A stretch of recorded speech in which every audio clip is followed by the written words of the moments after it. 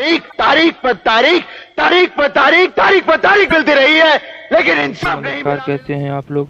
उम्मीद करता ठीक ही होंगे और अभी तक आपने हमारे चैनल को सब्सक्राइब नहीं किया तो सब्सक्राइब कर सकते हैं। आज हम पढ़ने जा रहे हैं ज्वालामुखी के बारे में। ज्वालामुखी के बारे में आप जानते ही होंगे, पहाड़ों पर अधिकतर ज्वालामुखी फूटती रहती हैं।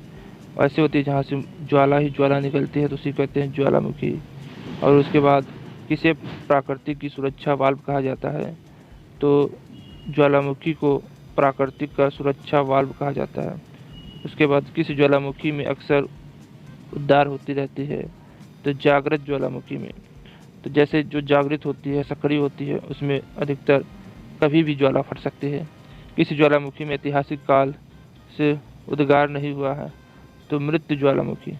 और इसमें जो मर जाते हैं, इसमें कई सालों से ज्वालामुखी नहीं होती है, उसे मृत ज्वालामुखी घोषित कर दिया जाता है। लंबे समय तक शांत रहने के पश्चात विस्फोट होने वाला ज्वालामुखी क्या क्या कहलाता है?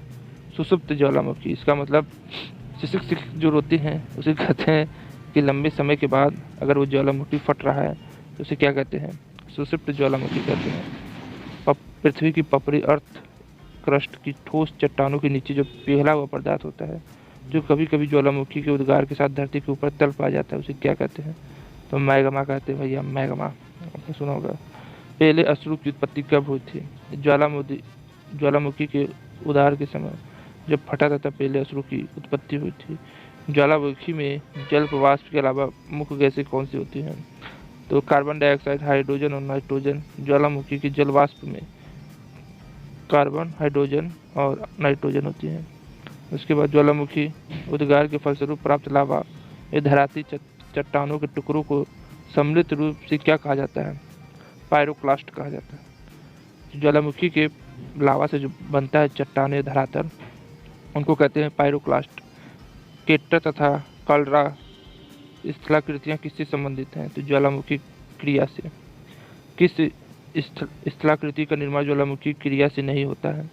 तभी सर्प से ज्वालामुखी का निर्माण नहीं होता है स्थलाकृति से। डाइक क्या है? ज्वालामुखी निर्मित आंतरिक स्थलाकृतियाँ हैं।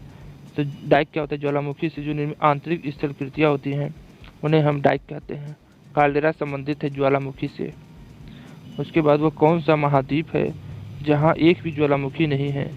तो ऑस्ट्रेलिया है, वहाँ एक भी ज्वालामुखी नहीं है।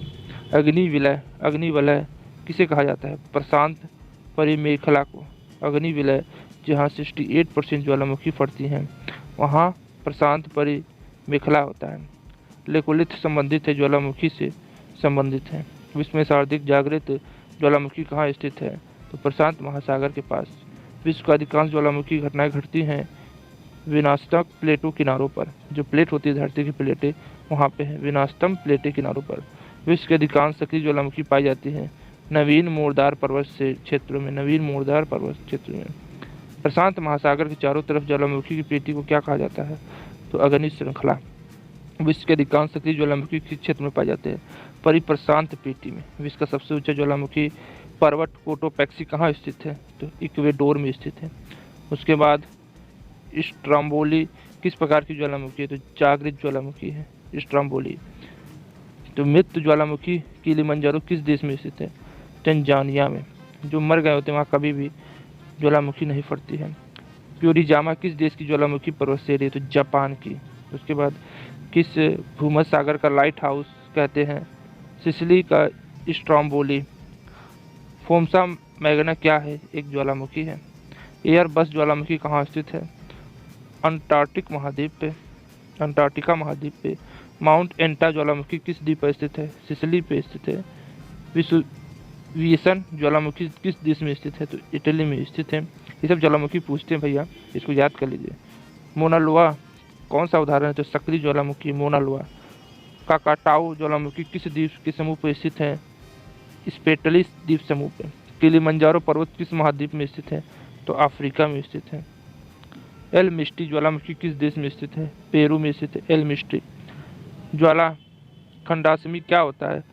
सप्त सेल के टुकड़े और लावा होते हैं।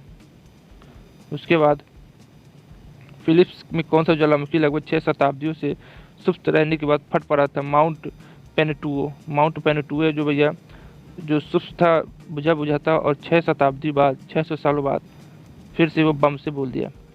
कैटर ज्वालामुखी छिद्र मुक्त किस आकृति के होते हैं? कीपाकार आकृति के। ज्वालामुखी का उद्गार के समय निकलने वाली गैस में जलवाष्प की मात्रा कितनी होती है? 80 से 90% जलवाष्प होता है। उसके बाद विश्व की सर्वाधिक ज्वालामुखी वाला क्षेत्र क्या है? फिलिपाइन द्वीप समूह है। स्ट्रोम्बोली ज्वालामुखी कहाँ स्थित है? लिपारे द्वीप समूह में। विश्व का सबसे ऊंचा ज्वालामुखी पर्वत है? माउंट कैप्टोपेक्सी। उसके बाद माउंट एरेबस ज्वालामुखी किस महाद्वीप में स्थित है? अंटार्कटिका में।